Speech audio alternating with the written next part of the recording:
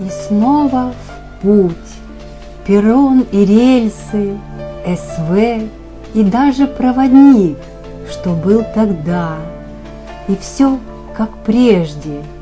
И чай с улыбкою налит, такой дымящийся и крепкий, как в прошлый раз, его рукой. И речь попутчика на редкость не утомляет. И кругом все так опрятно, без разводов, стекло оконное, белье чуть подкрахмалено, напротив зеркальный блеск, и в нем мое лицо, как есть, без искажений. Глаза смеются изнутри, улыбки нежное скольженье, и по душе нет пустоты.